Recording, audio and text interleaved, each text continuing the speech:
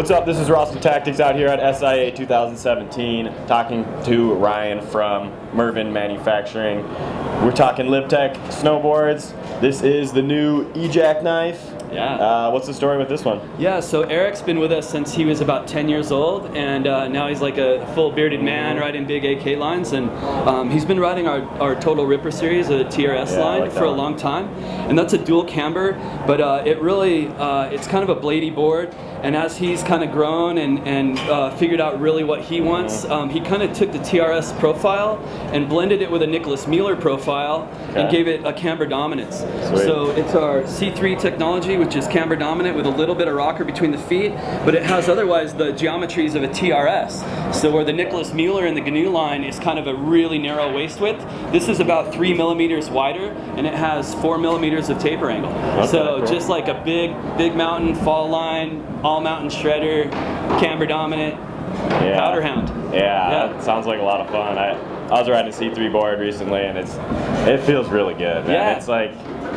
It's like being on that classic camber, but it does definitely have a little more of a, I don't know. Yeah, it's a little looser for you. Yeah. It's more snowboard geometry than a steel and ski geometry. Your feet are here and here. They're not in the middle of the board, so with a little bit of rocker, it helps set that whole edge with a little bit less pressure. Yeah, it's got a lot of power too, which is great. Yeah, I'm stoked to try this board, and I'm stoked that Eric got a pro model. He's been with us for so long, and yeah, he's got a pretty boss beard to go along with this pro model. Paying his dues for sure. Yeah. Sick.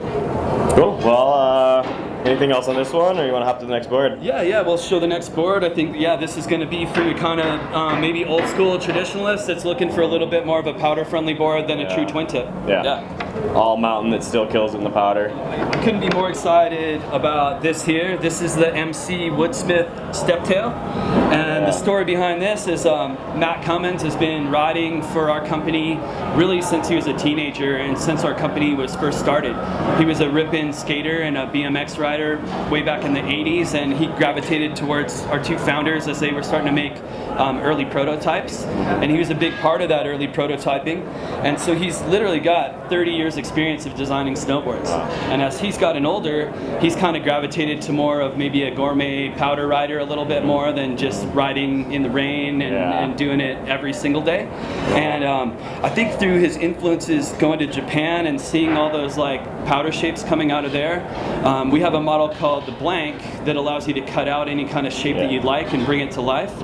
Well, he took, I think, 12 different blanks and shaped 12 different dream boards that he'd had in his head over the years and brought them to life, and then he took those 12 boards to Baldface, and then he tried every one, and his favorite one of that series was the Woodsmith MC Step.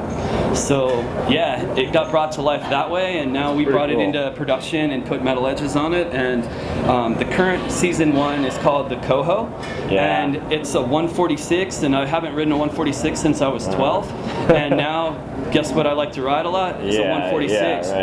They're really nimble in the trees, and they still carve really good on the groomers. And I'd say as long as you're not sending it in the snowboard park, that it's really a good daily driver for a lot of soul surfers out there. Yeah, I'm sure you could take that off some jumps too. Yeah, it'll go. It's got a little short tail, so yeah, you just got to land right. Find your transitions. Yeah, the shape on this one's pretty wild too.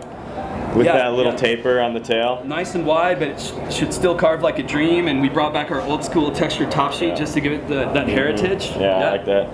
No, it's really cool to see how much influence is coming from the riders, and that this is actually like he went out there, he tried all these different shapes, and also cool to see that there's so many riders that have been with you guys forever. It kind of makes it seem like a family sort of thing. Yeah, Mervin is definitely family. I've never seen us like let go a team rider over all this time, and it's kind of cool to see that Pete Sari has found a way to like recognize these kids when they're like 9, 10, 11 years old, whether it be Sammy Lubke or Curtis Cizik or Temple Cummins, Jamie Lynn, just all those guys have such heritage with us. And then see them then, in their 30s now, and they literally have become like some of the top tier pros in the world. Yeah, absolutely.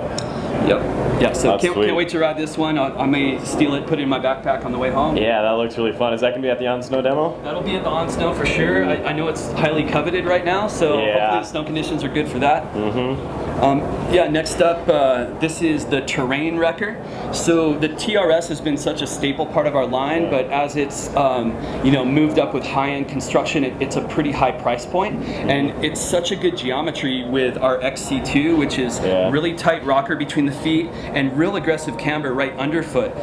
So it's such a versatile board. Not only does it work really well in icy conditions, but it's just a quiver killer. Whether you're a park kid or it turns out to be a pow day, this is like, if you can only afford to buy one board, this would be a great one to have. And this one just has a better price point. We kept the construction a little bit more simple, but still brought back that textured top sheet. Our buddy Schofield did the art for this, and then just a nice high-end structured or centered base on there.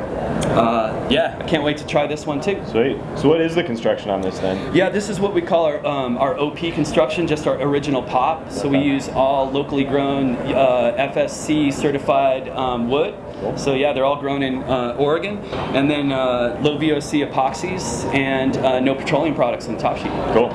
And then the TRS is the horsepower. The TRS is horsepower and firepower, and then you take out the traditional fiberglass and you add basalt instead, and then the firepower core is thinned out and it goes almost all the way to the tip and tail, and then we actually mill out this section of the core and inlay end grain balsa.